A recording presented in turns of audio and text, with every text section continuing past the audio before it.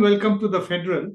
And I am Nilanjan Mukhopadhyay, your host for the program Off the Beaten Track. When we say off the beaten track, I'm saying off with a double F. Because if it is with a single F, then it is actually the headlines of the day. What we are trying to do in this program is to actually go beyond the headlines. So today I am going to be talking to a very eminent political scientist of the country, Professor Zoya Hasan, and we will be talking about the Congress Party. Now, the Congress Party, as you know, is in news primarily for two, and then you can also add a third reason. The first reason is, of course, Rahul Gandhi's Bharat Jodo Yatra. The second is the ongoing presidential election exercise. We really do not know that eventually if the elections would be held or not, but nonetheless, there is an exercise going on.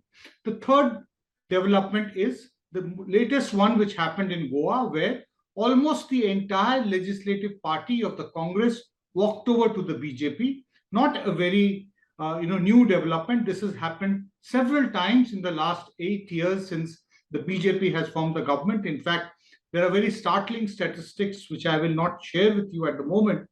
We'll talk about it at a later point that show that the number of legislators who have crossed over to the BJP since 2014 is absolutely astounding, which shows how poor is the health of the Indian democracy.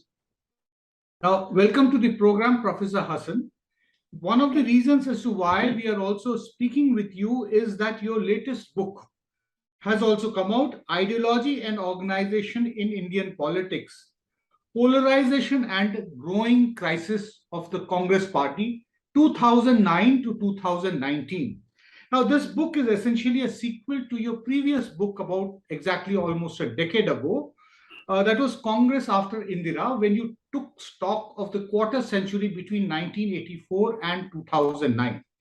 Since your last book, it is 13 years. You, of course, end this book in 2019, but even after that, you have been seeing as a political commentator the last 3 years also. So essentially, we are talking about a span of 13 years that we are really looking at the Congress. The first obvious question which comes to my mind is to try to understand from you, what in your mind are the reasons for the Congress Party's decline? Okay, first of all, thank you very much for having me on your program. It's a great pleasure. It's a pleasure to have you. To talk to you. The reasons for decline are many, but principally it's a combination of leadership issues, organizational issues, and most importantly, ideological issues. When people talk about the decline of the Congress, they attribute it to the ineptitude of the top leadership, and of course, the problems of the organization. There's no doubt that the Congress organization has been in shambles, and not much effort has been made in the past 20 years or so that Sonia Gandhi has headed the organization, barring a couple of years when her son was the president. Not much effort has been made to reorganize the party, to renew the organization. So no doubt, leadership and organization are extremely important. But I would say perhaps a more formidable reason for the decline of the Congress is the ideological ambiguity in the party and its inability to deal with two major issues of our time, the rise of majoritarianism and Hindu nationalism. Now, both are interlinked, but they are different, because majoritarianism has to do with democracy and Hindu nationalism is obviously an ideology. And Congress has ceded the nationalist ground to the BJP. Nationalism was, and Congress, after all, led the struggle for freedom. And inclusive nationalism, as we know it, was very much a Congress contribution through the freedom struggle. But gradually that nationalism, inclusive nationalism, has been redefined as exclusionary nationalism. And I think Congress has not been able to do very much to counter that. So it is, if you will, a structural crisis, which is an amalgamation of leadership, organization, and ideology. But above all, I would argue, and this is where my book and my argument is Is. different from others, is that most political scientists, while discussing political parties, their rise or decline, focus on institutional factors which are internal to a party. Now, those are important, as we just noted, Right. but larger social and political context is very important. And in this case, we have to situate the decline of the Congress in the context of the rise of the right and shift in public discourse to the right. Right. When you talk about that we have to situate the decline of the Congress in the context of the rise of the Indian right, the BJP specifically, or the Sangh Parivar, as we talk about, let's go back about 3.5 decades ago, around the time when the entire process possibly started, on two planks. One was, of course, that the RSS and the Vishwa Hindu Parishad started agitating for the Ram temple in Ayodhya. The agitation started sometime in 1984. It went into cold storage for a few weeks because Indira Gandhi was assassinated. And thereafter, again, it picked up speed from 1985 onward. Now, it picked up speed primarily because of the, what you describe in your book as one of the cardinal errors made by the Rajiv Gandhi government, despite sitting on a majority of 400 plus Lok Sabha seats. It decided to get directly involved, as you say, in the controversy over the role of the state in regulating personal laws of religious minorities. I am talking about the Shah Bano case. Now, there was a protest from conservative elements within the Muslim community. And at that point, the government simply succumbed and went and ensured that the Supreme Court ruling was nullified. I remember, as a young journalist, people like you at the forefront protesting against the decision of the government at that time. I remember certain demonstrations in which remember seeing you very much there along with the other academicians of that time and of members of the civil society. So when you talk about ideological decline, then would you say that this has been going on for the last 3.5 decades, and possibly now there seems to be complete confusion within the Congress party over what stand to take? We talk about soft Hindutva, various kind of labels had been given by the media, most of which are possibly just what are called jumlas, or basically just catchphrases, but there is a deeper way. The Congress really is not very sure as to what position should it take. It is also possibly not sure that what kind of a country we are actually 75 years after independence. I think you're quite right in suggesting that the problems that confront the Congress today have a much longer history. And to some extent, the Congress is responsible for bringing those issues, and especially issues pertaining to religion, into politics. And I think the Congress got itself entangled in religious issues pertaining to Muslims and the compromise it made with regard to the Shah Bano judgment, reflecting that issue. I think it tried to balance that by opening the doors to the Babri Masjid, gates of the Babri Masjid. So this balancing act, Congress thought would help it out.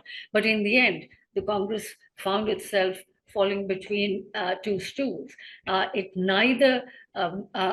lost Muslim support, and on the other hand, most importantly, it lost the support of the middle classes, the upper caste among Hindus, who were unhappy with the kind of privileges, so-called privileges, that were being given to Muslims, and on the other hand, what is labeled by the BJP as the politics of appeasement, as minority appeasement, because they thought that Muslims were being given undue advantage in that Hindu personal laws had been reformed, whereas Muslim personal law had not been reformed, completely forgetting that actually not reforming Muslim personal law is disadvantaging Muslims, or certainly to the disadvantage of Muslim women.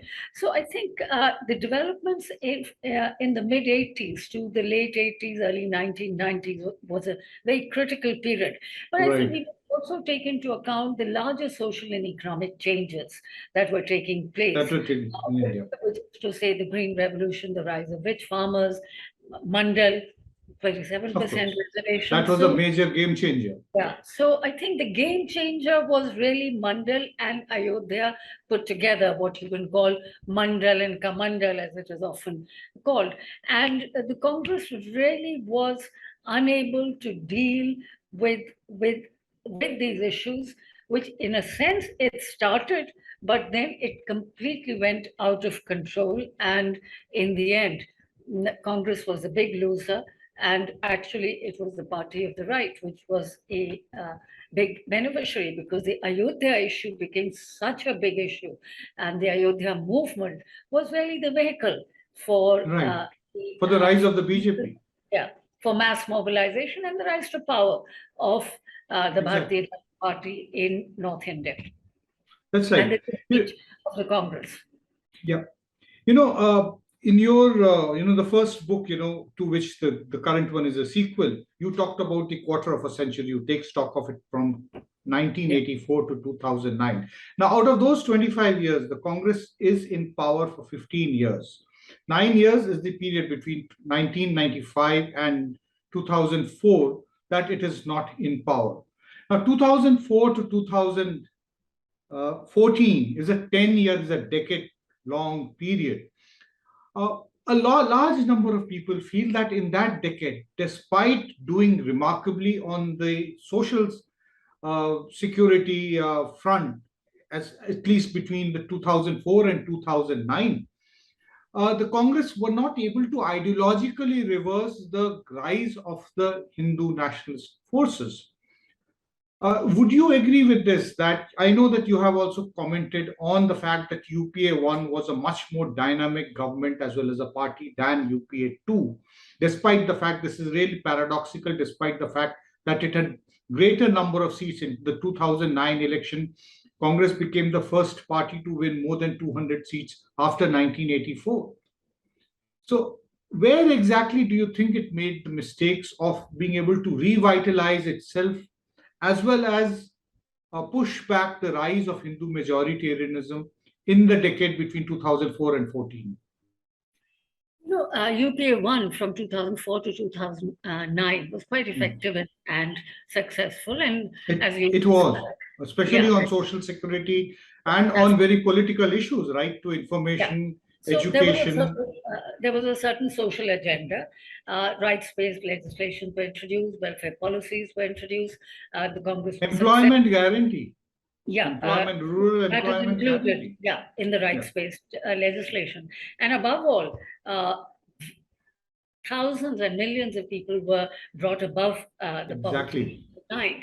Now, some of this happened, or much of this happened, thanks to the support of the left. So the UPA coalition was supported by the left from outside and by progressive civil society groups.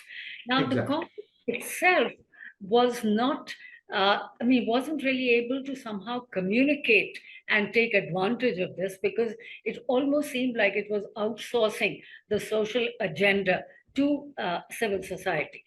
So I think UPA-1 was very, very effective, and it paid electoral dividends, because the Congress increased its seats from 146 to 206 in 2009. That's right. But I think there was an attempt by the Congress and the United Progressive Alliance, supported by the left, an Indian version of social democracy that was disliked by the corporate sector, by the corporate media, and by the middle classes. So there was, so to speak, a huge amount of opposition to the turn to the left. And there was, therefore, a concerted effort by a new coalition that had emerged, which is to say the corporate sector, the corporate media, and the middle classes, which wanted the Congress out of the way, because they felt that the Congress was, in a way, reversing economic liberalization. What Congress was doing was not reversing economic liberalization, because there was no question of giving up on economic liberalization. After all, the architect of economic reforms, Dr. Manmohan Singh, was the prime minister. So there was Yes. no question of giving up on that. But they were trying to balance the excesses of economic liberalization in terms of trying to balance it by introducing right to employment, right to food, and so on, to actually benefit those who had lost out due to Right. economic liberalization. So there was a feeling that the state was coming back, and this new powerful coalition Right. wanted the state out of the way and the Congress out of the way. And meanwhile, obviously, the the corruption Corruption move. very big issue in UPA too, the corruption scandals, and then the anti-corruption movement, which was, of course, led by Anna Hazare and Arvind Kejriwal. But it had the backing of the RSS. RSS, as very many prominent participants in that campaign have now stated that it is clear that the anti-corruption campaign movement may not have been organized by the RSS, but was certainly backed by them. And they were, so this powerful coalition was determined to see Right. the end of this united progressive alliance government. And along with that, we saw the meteoric rise of a very charismatic Mr. Narendra Modi, who took charge of the leadership of the party under circumstances which are fairly well known, and then completely swayed, and I would say with a couple of nice jumlas, as Mr. Amit Shah gave the name, was able to seduce, if I can use the word, the middle classes and the other sections of Indian society I also. might add over here that Yes. it was not just that he seduced the middle classes, which he of course did, but let us not forget, he presented and projected the Gujarat model. And the Gujarat model was essentially a model driven by the corporate sector, by private capital. So Mr. Narendra Modi had the backing and support of the corporate sector. Yes, of course, that cannot be denied. That's right. Never before had the corporate sector so openly supported a prime ministerial candidate and his party, as was done That's right. by the corporate sector from 2013 to 2014. So in short, there was, as it were, a certain context which had emerged. On the one hand, the policy paralysis that everybody was talking about, the corruption That's scandal. right. And so on and so forth. And there was obviously and also the two other but issues. on the other hand, there was also this the rise, a deliberate attempt to promote an alternative leader from the right. That's right. And also linked with this are the two other issues, as you pointed out. The reasons for the decline of the Congress is the crisis of leadership. Yeah. And the failure to rebuild the organizational network of the party. Crisis of leadership, I know you have also written about this and dwelled on this in your books and in your writings. The twin power balance, in the UPA, you had the party and the government. It was an almost a kind of an equal party, equal power kind of a situation, which was attempted at that particular time, especially between 2004 and 2009, with the Prime Minister and the Congress Party president at that time. So now we are talking about, and we know that there is an organizational crisis, the network is in shambles. The leadership has not been able to resolve most of the issues which came because in the wake of the 2014 defeat, and again in the defeat in 2019. Now, where exactly are you seeing the Congress at this particular juncture in terms of rebuilding the organization and resolving its leadership crisis? I think, as you very rightly said, Congress faces a structural crisis. It has faced three major challenges in this political conjuncture, dominated by the right and the polarization engendered by it. It has to agree on or elect a leader capable of holding the party together, because the Congress is That's highly right. factionalized. Let's face it, apart from all the problems, factionalism is a very major problem in the Congress. It has to reconstruct and reorganize the party. The organizational structure has to be reconstructed. And then finally, project and propagate a clear ideological narrative or ideological position to the BJP. So far, it has not been able to address these problems, and that is what has created an impasse. However, as we speak, the organizational elections are underway. One way That's or right. the other, the Congress will have a president.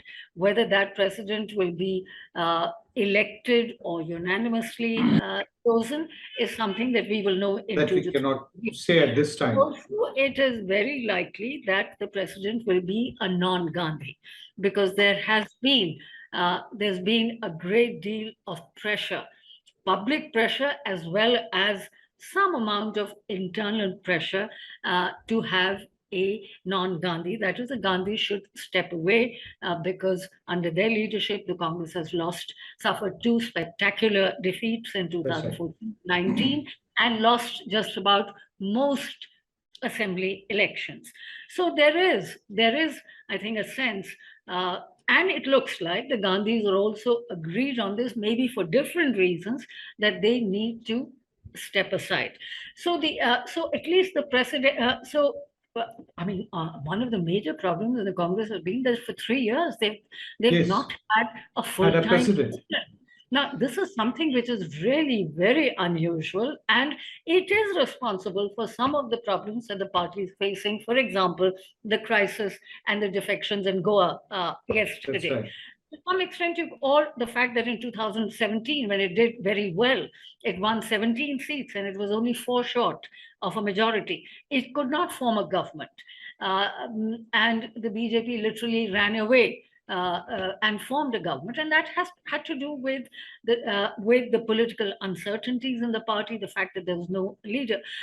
So I think leadership has been an issue, and the most important is that they've not had a full-time president. So possibly that issue is going to be resolved, and in that, after that, I think the Congress has to focus on rebuilding the organization. But ultimately, I think, as you are very rightly suggesting, that these issues are important, but the most important issue is the ideological issue. And I do Right. think that the Bharat Jodo Yatra in this context is important. Is important. It is important because it is an attempt to provide a political and ideological counter to the BJP, principally principally because the Bharat Jodo Yatra is against the politics of hate and communal division. It is also an attempt to focus and build support against crony capitalism and sort of the corporate sector takeover, so to speak. And three, and most importantly, it is an attempt to to build and reinforce pluralism, diversity, and strengthen and reinforce the values embodied in the Constitution. So I think I have a question at this juncture. I'm sorry to interrupt you. It's since 2014, we are 8 years down the road, and even before that, we have seen a lot of doubts emerging in the minds of various political parties that possibly India and Indians are too far committed on the path towards majoritarianism, that there is a certain amount of sense that among a large section of Hindus, I'm not saying the majority, that this is our country. The others are welcome to stay here, but they must stay here, live here on our terms. This entire ours and theirs has come into the political vocabulary, which is what made other political parties, barring possibly the left, very extremely defensive. It's after such a long gap that you have through the Bharat Jodo Yatra the attempt to speak an alternative or reintroduce an alternative vocabulary. Do you think Indians, despite the initial reports that we are getting as they come into what we call the Hindi heartland and the western area, right from Maharashtra to all the way through the Hindi heartland, Maharashtra, Gujarat, Rajasthan, Madhya Pradesh, is there a sense, as a political scientist, do you think that people are willing to once again look at issues from the framework of their economic and the livelihood concerns of their life, or are they simply happy that this government may not do anything, but as long as they can fix the Muslims, that is the exact word which is used quite often in Hindi, that theek kar diya, Musliman ko theek kar diya. So if the Muslims are fixed, then all sins are pardoned of the BJP and of this government. BJP is very powerful. The BJP leader, the Prime Minister Narendra Modi, is very powerful in spite of not having delivered on so many of his promises. And majoritarianism has made an impact, and people tend to equate and conflate majoritarianism with majority rule. But the fact is that BJP is very powerful and influential in North India and Northwestern India. It is not so in South India, and even in Western India. In Maharashtra, it's sort of... even in Eastern and Northeastern India, it's very fragile. And the Congress party, even though it's down and out, did win 19.4% of the vote. It does have a footprint across the country. So I'm inclined to think that it is not as though everyone agrees with the BJP's idea of politics, or the idea of India, or their idea. 37% of the Indian There is still a very large number of people who think otherwise and who are committed to constitutional democracy, to pluralism, diversity, equity, justice, and so on. So I think, but also, it's been difficult. It's a very difficult terrain for the opposition.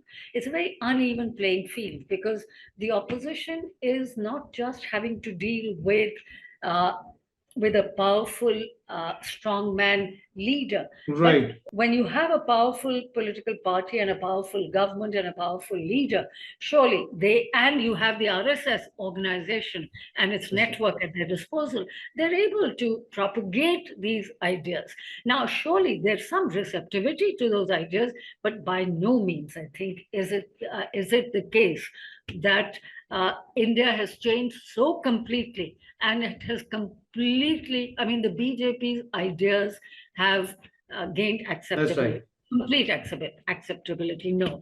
I mean, look at the protests in the country over the last 8 years. There's been so many big protests, small protests, almost every day. So there is a great deal. Right.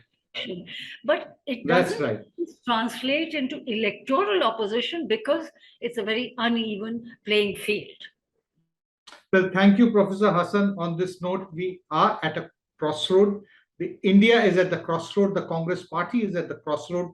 There's a yatra going on. There's a presidential election going on. And there are defections going on from the Congress to the BJP. Let's see how the party navigates and where India finds itself at the end of a few weeks and months. Thank you so much once again, Professor Hasan. Thank you very much. It was a great pleasure talking to you.